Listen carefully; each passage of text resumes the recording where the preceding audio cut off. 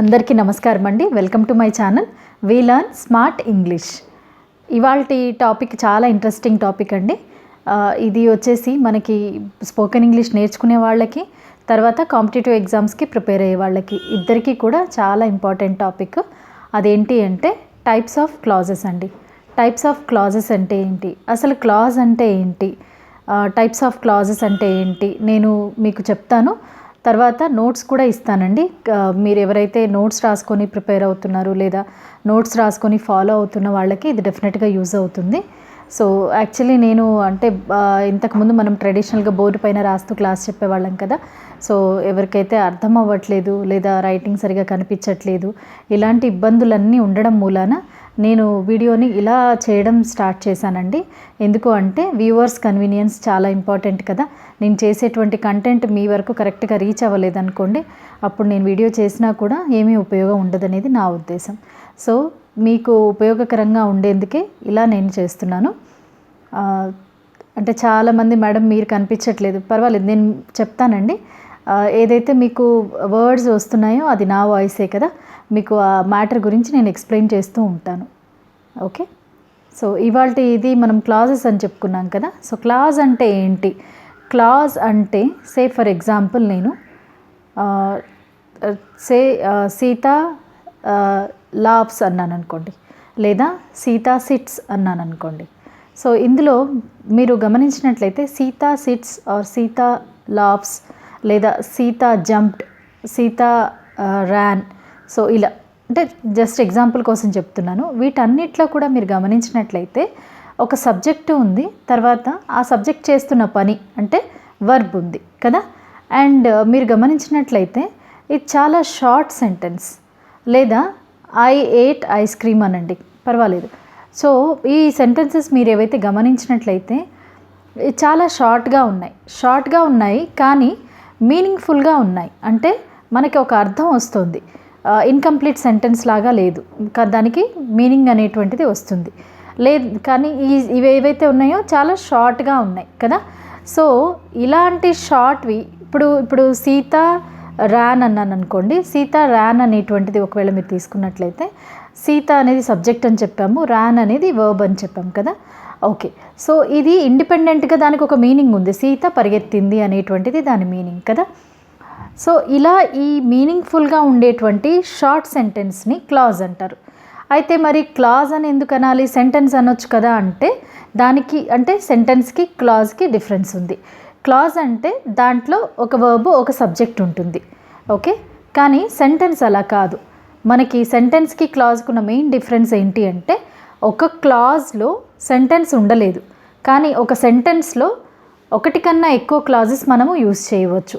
Say for example నేను Sita Ryan అనేటువంటిది తీసుకున్నాను కదా. Sita ran when the school bell rang.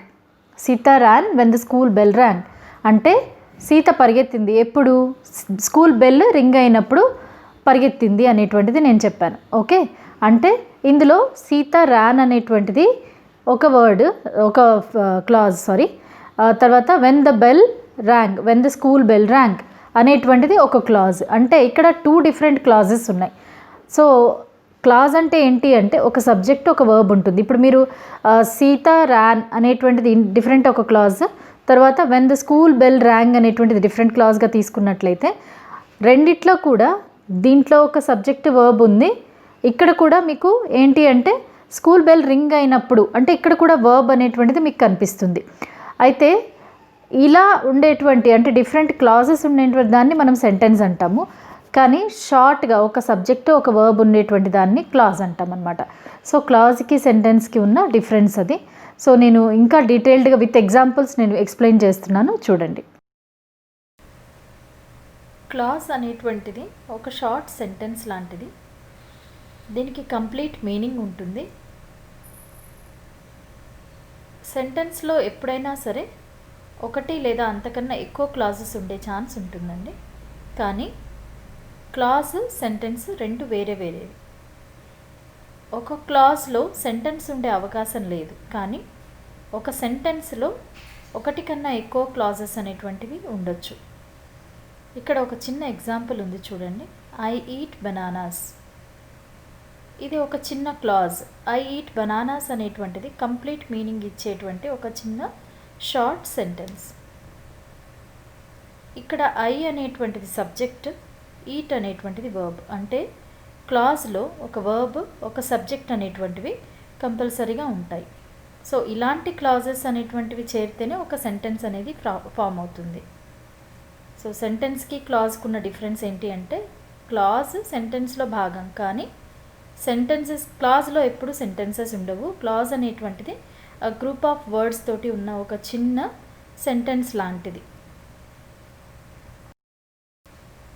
I like the movie which I watched yesterday. ఈ సెంటెన్స్ని మీరు గమనించినట్లయితే ఇందులో 2 క్లాజెస్ ఉన్నాయి. ఒకటి వచ్చేసి ఐ లైక్ ద మూవీ, ఇంకొకటి I watched yesterday which I watched yesterday. ఇక్కడ ఐ లైక్ ద మూవీ అనేటువంటిది మనం సపరేట్ చేసి చదివినా కూడా ఒక సెన్సిబుల్ క్లాజ్, అంటే దానికి మీనింగ్ ఉంది, కంప్లీట్ మీనింగ్ ఇస్తున్నటువంటి ఒక ఇండివిజువల్ క్లాజ్ లాగా ఉంది, అంటే కంప్లీట్ మీనింగ్ వస్తుంది. కానీ ఐ వాచ్డ్ యెస్టర్డే అది ఒక కంప్లీట్ మీనింగ్ ఇవ్వట్లేదు మనకి. అంటే ఏం వాచ్ చేసాము అంటే క్వశ్చన్స్ వస్తాయి కదా. ఐ వాచ్డ్ యెస్టర్డే అంటే what did you watch, where did you watch. So ఇలా క్వశ్చన్స్కి స్కోప్ ఉంది కాబట్టి దానికి కంప్లీట్ మీనింగ్ అనేటువంటిది లేదు. ఇక్కడ మీరు గమనించినట్లయితే ఒకటేమో మీనింగ్ ఉంది, ఒకటి ఇండివిజువల్గా తీసినప్పుడు మీనింగ్ అనేది లేదు. సో వీటికి డిఫరెన్స్ ఏంటి అనేది నేను చెప్తాను. అంటే ఈ సెంటెన్స్లో మీకు 2 రకాల క్లాజెస్ అనేటువంటివి వచ్చాయి. ఆ 2 కూడా 2 డిఫరెంట్ క్లాజెస్. యాక్చువల్లీ క్లాజెస్ అనేటువంటివి 2 రకాలుగా ఉన్నాయండి. ఒకటి మెయిన్ క్లాజ్, దీన్నే ఇండిపెండెంట్ క్లాజ్ అని కూడా అంటారు. ఇంకొకటి సబార్డినేట్ క్లాజ్ లేదా డిపెండెంట్ క్లాజ్. మెయిన్ క్లాజ్ లేదా ఇండిపెండెంట్ క్లాజ్ అంటే ఏంటి అంటే, దానికి విడిగా కూడా అర్థం ఉంటుంది. అంటే ఆ సెంటెన్స్ నుంచి మనం ఆ మెయిన్ క్లాజ్ని పక్కకు తీసినా సరే ఆ మెయిన్ క్లాజ్ ఒక్కదానికి అలోన్గా ఇండివిజువల్ మీనింగ్ అనేది వస్తుంది. అంటే మీనింగ్ఫుల్ కంప్లీట్ సెంటెన్స్ లాగా ఉంటుంది. కానీ ఆ మెయిన్ క్లాజ్ని తీస్తే సెంటెన్స్కి అర్థం ఉండదు. ఎగ్జాంపుల్ చూడండి, I saw a girl who was crying.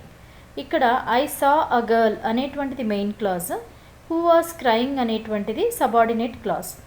ఇక్కడ ఐ సా అ గర్ల్ అనేది విడిగా మనం చదివినా కూడా మనకి మీనింగ్ వస్తుంది. కానీ హూ వాజ్ క్రైయింగ్కి విడిగా మీనింగ్ అనేటువంటిది రాదు. 2 కలిస్తేనే ఫుల్ సెంటెన్స్ అనేది అవుతుందన్నమాట. అయితే నేను ఇక్కడ మీకు ఒక చిన్న ఎక్సర్సైజ్ ఇచ్చాను. సో మీ మెయిన్ క్లాజ్ అనేటువంటిది అర్థమైంది కదా.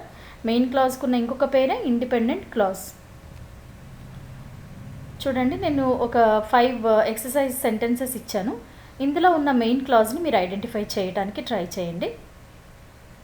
ఈ వీడియోని పాజ్ చేసి మీరు ఆన్సర్ చేయడానికి ట్రై చేయండి.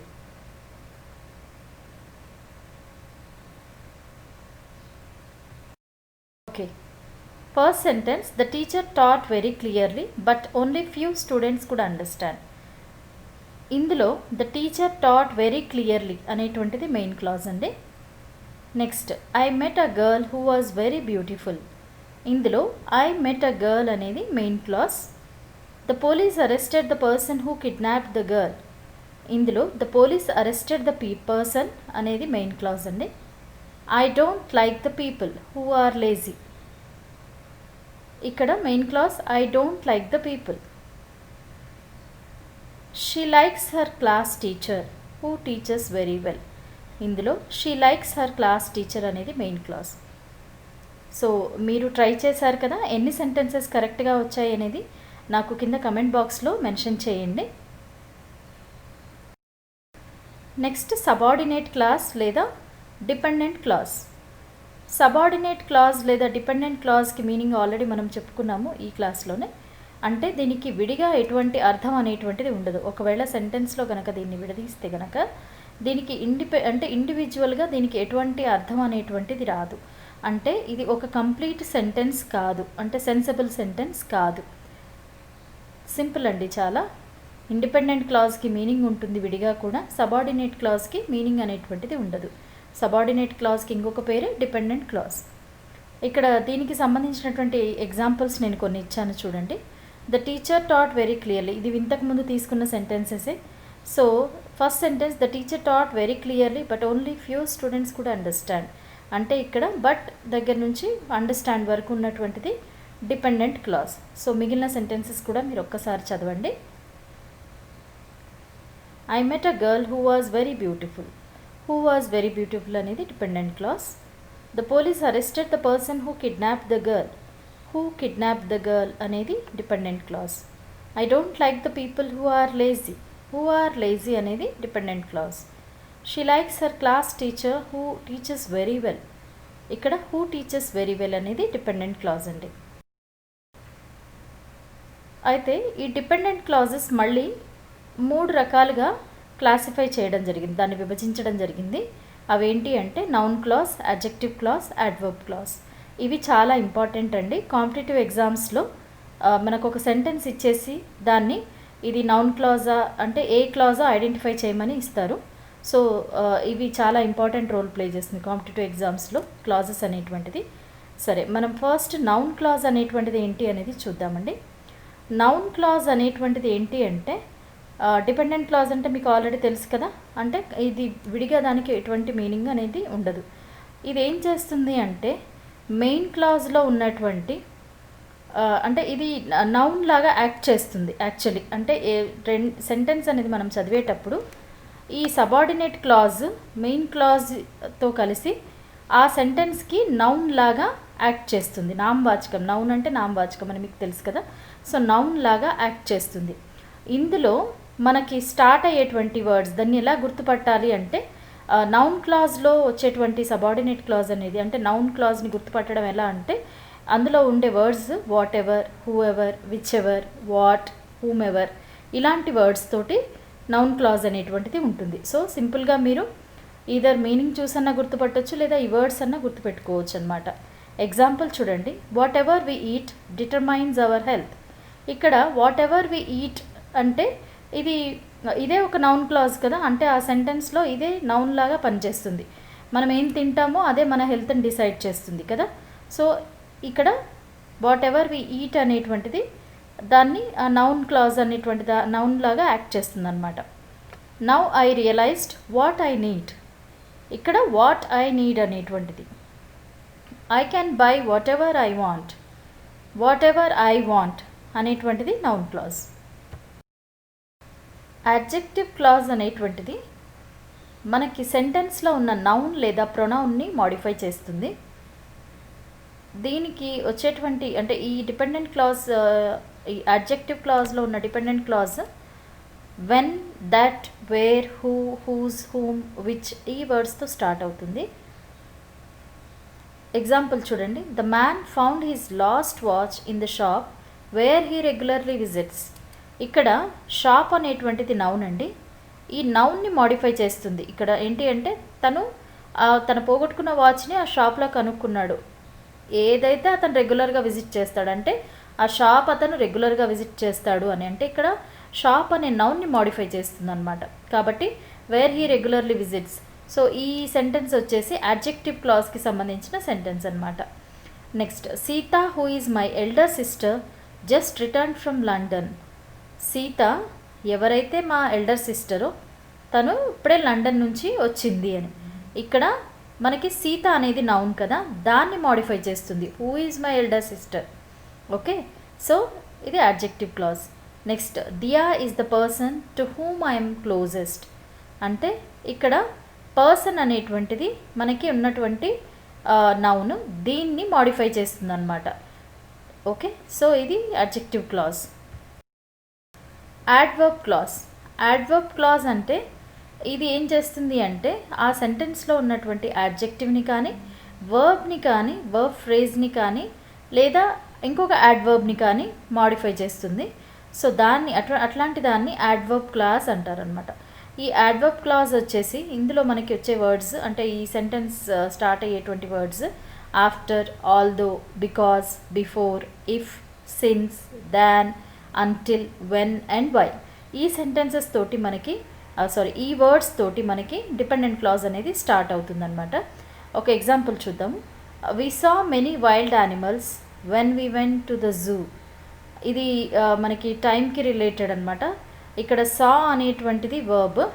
వి saw many wild animals when we went to the zoo అంటే చూసాము ఎప్పుడు, when we went to the zoo అంటే ఇక్కడ సాని మాడిఫై అంటే వర్బ్ని మాడిఫై చేస్తుంది ఇది.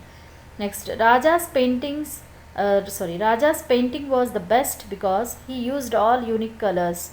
ఇక్కడ మనము గమనించినట్లయితే బెస్ట్ అనేటువంటిది యాడ్జెక్టివ్ అండి. Raja's painting was the best because అంటే అది బెస్ట్ ఎందుకు, అది బెస్ట్ ఎందుకు అనేది అంటే ఆ బెస్ట్ అనే దాన్ని ఆ యాడ్జెక్టివ్ని మాడిఫై చేస్తుంది ఇక్కడ.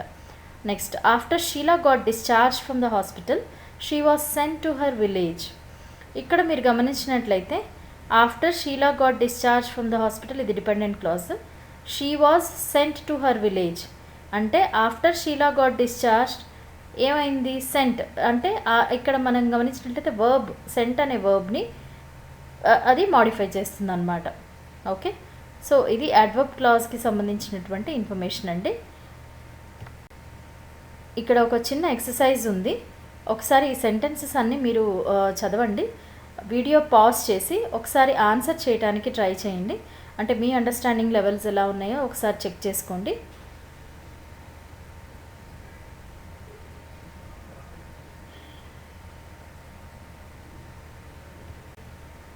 ఓకే, సో అందరూ ట్రై చేసి ఉంటారనుకుంటున్నాను. మనము చూద్దాము. ఫస్ట్ సెంటెన్స్ చూడండి. Call me when you need my help. Call me when you need my help. ఇక్కడ కాల్ అనేటువంటిది వర్బ్ అండి, దాన్ని మాడిఫై చేస్తుంది. ఎప్పుడు కాల్ చేయాలి, when you need my help. So ఇది అడ్వర్బ్ క్లాజ్కి రిలేటెడ్ సెంటెన్స్ అనమాట.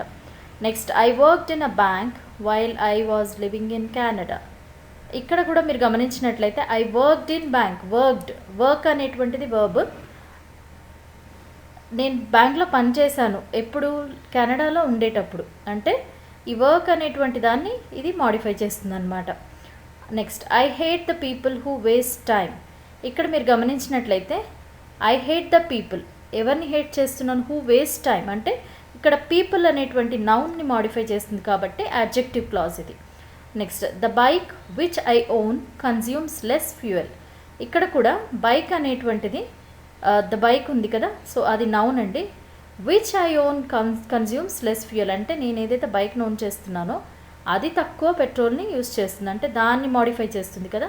అంటే దానికి సంబంధించినటువంటి ఇంకా ఎక్స్ట్రా అంటే యాడ్జెక్టివ్ అనేటువంటిది నౌన్ని మాడిఫై చేసి చెప్తుంది మనకి. Next, do you know what I need. ఇక్కడ చూడండి, do you know what I need. What I need అనేది ఇట్ సెల్ఫ్ అది ఒక నౌన్ క్లాజ్ అనమాట. అంటే నాకేం కావాలో నీకు తెలుసా అది. సో నౌన్ క్లాజ్ అనేటువంటిది ఇక్కడ ఈ సెంటెన్స్లో ఉంది. Next, be sure to send whoever helped you a thank you note. ఇక్కడ be sure to send whoever helped you a thank you note అంటే నీకు హెల్ప్ చేసిన వాళ్ళందరికీ థ్యాంక్ యూ నోట్ పంపించడం మర్చిపోదు. Whoever helped you a thank you note, whoever helped you itself is a noun అనమాట. Okay, అంటే నౌన్ని replace చేస్తుంది అది.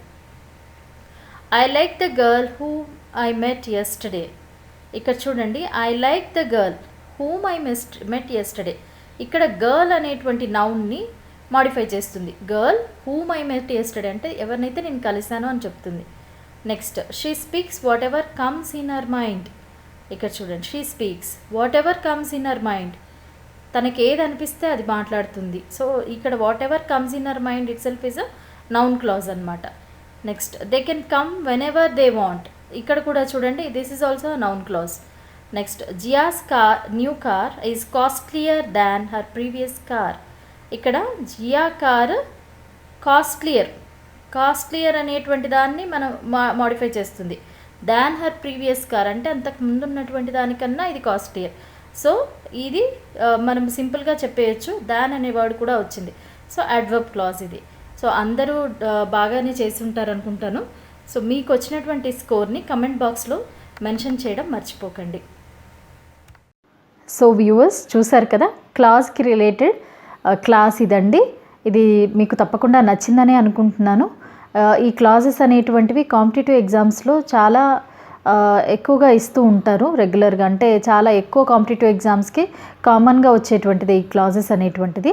సో మీరు దీన్ని కొంచెం రెగ్యులర్గా ప్రాక్టీస్ చేసినట్లయితే మీకు ఇందులో అంటే ఇప్పుడు క్లాస్ విన్నారు కదా, క్లాస్ విన్న తర్వాత మీరు కొన్ని సెంటెన్సెస్ తీసుకొని వాటిని ఇది యాడ్జెక్టివ్ క్లాజా, నౌన్ క్లాజా, అడ్వర్బ్ క్లాజా అలా మీరు ఒకసారి ప్రయత్నించి చూడండి. ఎందుకంటే ఎగ్జామ్ ప్యాటర్న్లో అలాగే ఇస్తారు, ఒక సెంటెన్స్ ఇచ్చి ఇది నౌన్ క్లాజా లేకపోతే అడ్వర్బ్ క్లాజా అడ్జెక్టివ్ క్లాజా రికగ్నైజ్ చేయమంటారనమాట. సో అలా మీరు ప్రాక్టీస్ అనేటువంటిది చేయండి.